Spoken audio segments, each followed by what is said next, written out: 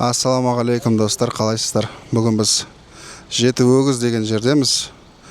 Бұйырса, қазір көрсетеміз сіздерге. Міне мына жер.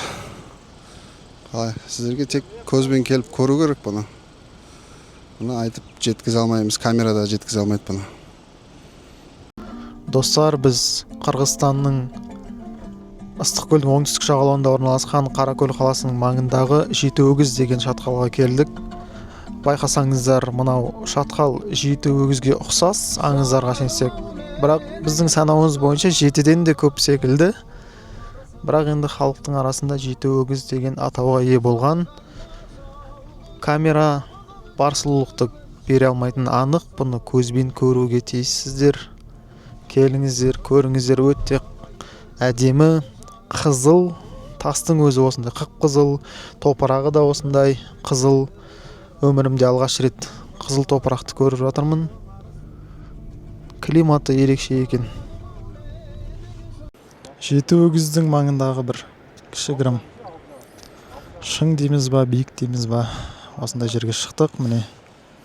Салам алейкум. Енді қарасаңыздар, міне.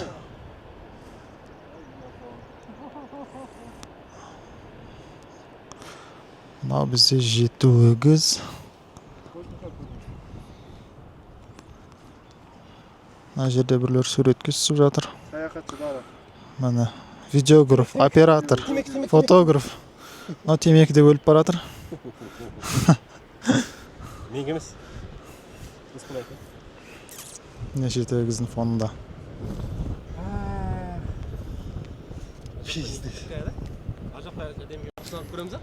Артымда менің Жеті өгіз шатқалы, ал енді қарама-қарсыдағы көріністі тамашалаңыздар. Ол жақта мынадан кемде емес. Міне. Керемет көрініс. Бітті. Жақ бізде көк жайық деп аталатын.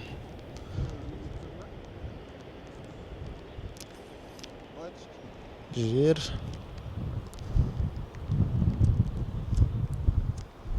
Мына жердегі шыршалар өте көп. Әрі жасыл. Мына жердегі. Енді мына жерде бір қызық дүние. Мына жер бір шай плантациясына ұқсайды. Егер көрініп тұрса, жақсы. Мына фотограф біздің. Қолында бір ретро камерасы бар.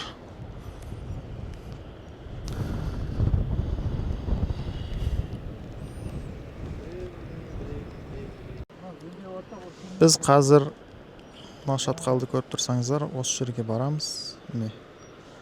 Мына жерде арнайы машина көтерілетін жол бар.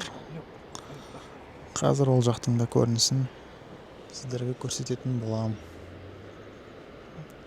Ол жақта да өте бір әдемі көрініс бар секілді.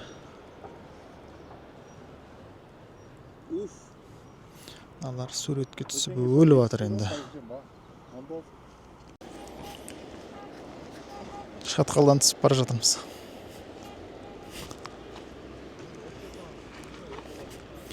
Топырақ осындай міне, қып-қызыл топырақ. Тастың өзі қызарып кеткен ғой.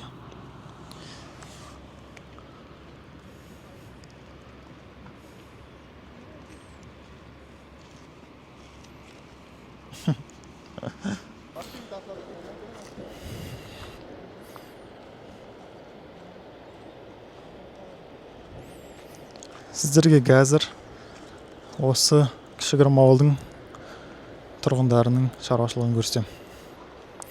Мынау бізде мысалы омарта шаруашылығы. Бал араларын бағады. Мына жерде егіншілікпен кішігірім айналысады. Мына жер тіпті шай плантациясына ұқсайды енді, бірақ шай өспейтіні анық қой.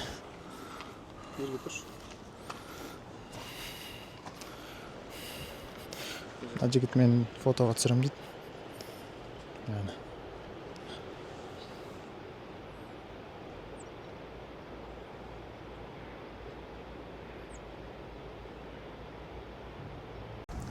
жаңағы көтерілеміз деген жерімізге келдік. Мына жердегі көрініс енді сұмдық, қараңыздар. Әне.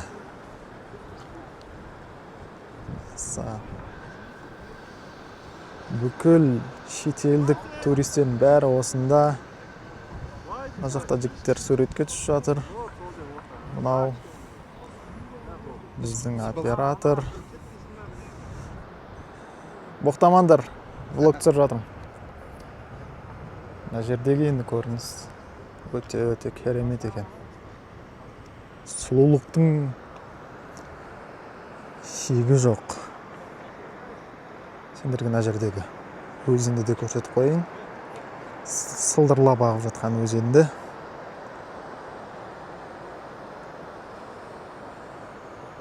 Мына жердегі адамдардың барлығы шетелдік туристер, міне дронын ұшырып жатыр.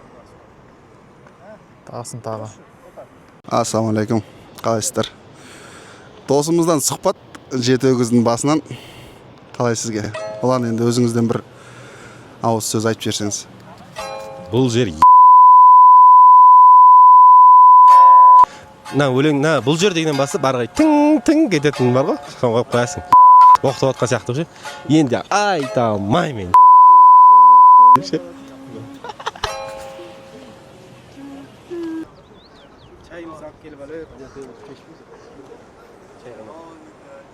Мына жігіт шай ішейік деп ұсыныс білдіріп жатыр. Жарайды. Ал мынау жаңағы жеті өгіздің қарама қарсысында тұрған. Тағы да соған ұқсас шатқал. Түсі өте қызғылт. Мына киіз үй. Мына жерде туристерге арналған кішігірім кофейня дейміз ба? Кофейня. Табиғат. Қазір ағыры көрсетем.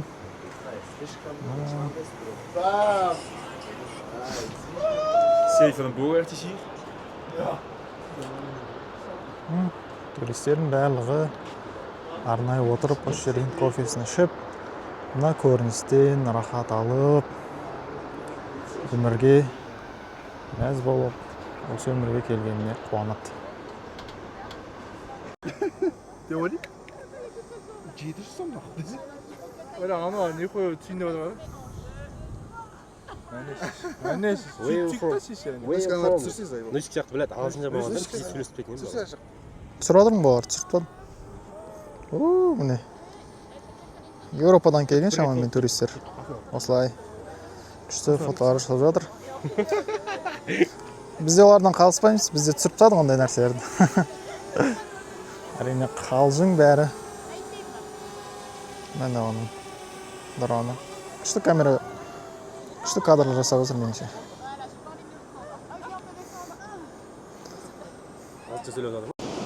Біз жаңағы жетегі шатқалының етегіне келдік, қарасаңыздар, қандай әдемі.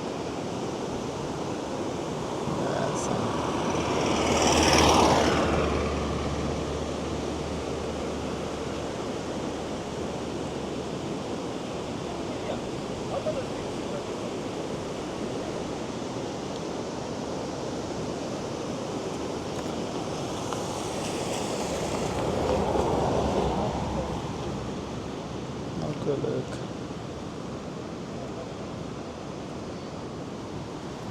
Осындай әдемі жер.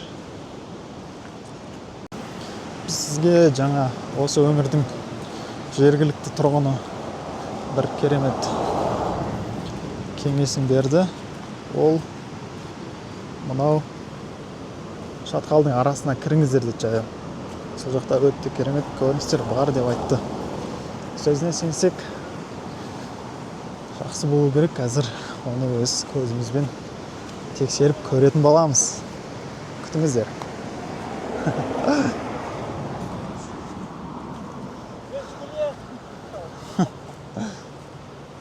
Осындай жаяу жүретін соқпақ жол. Көлікпен жүре алмаймыз. Осы төртеуміз.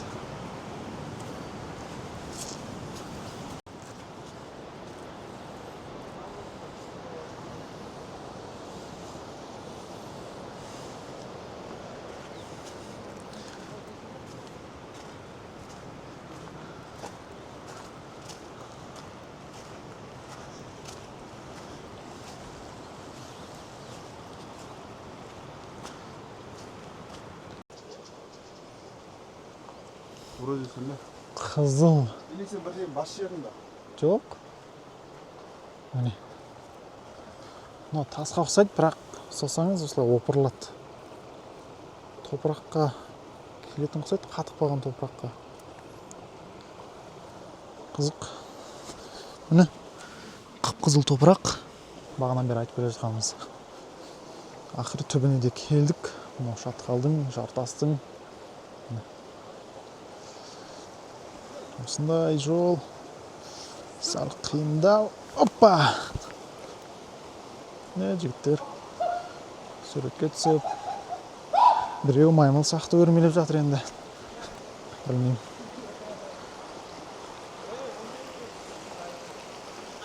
Осындай табиғат.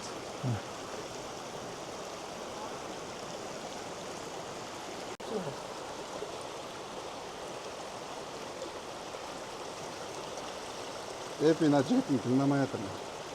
Жігітің бұзық болып жатыр. Жігітің бұзық болып жатыр. Шығамын дейді.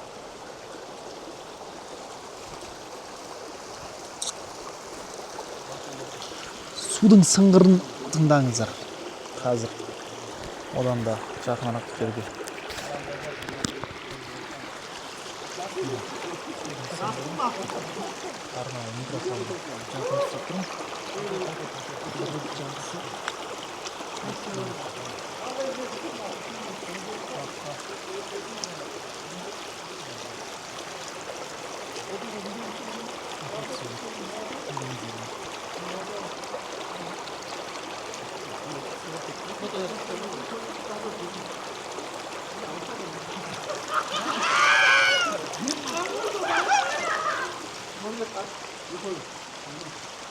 Өкінішке қарай мына балалар барлық рахатты, барлық кайфты бұзды. Да.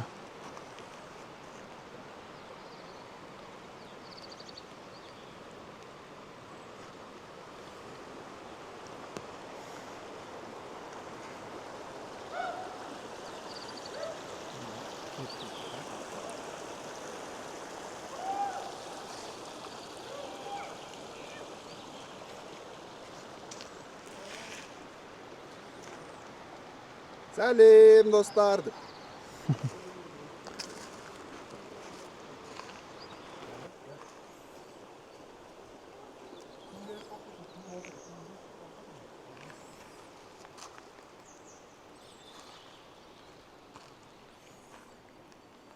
Sen benim oylarımdasın, beni yüreğimdesin. Осымен жетуегіздегі сапарымыз тәмам. Енді біз қайда барамыз?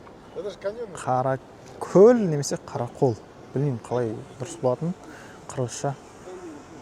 Сол жаққа барамыз енді. Ары қарай біз Ыстықкөлдің Бостери дейтін қаласына арнайы алтын жағажай, яғни Золотой песок деп аталатын жерге барамыз.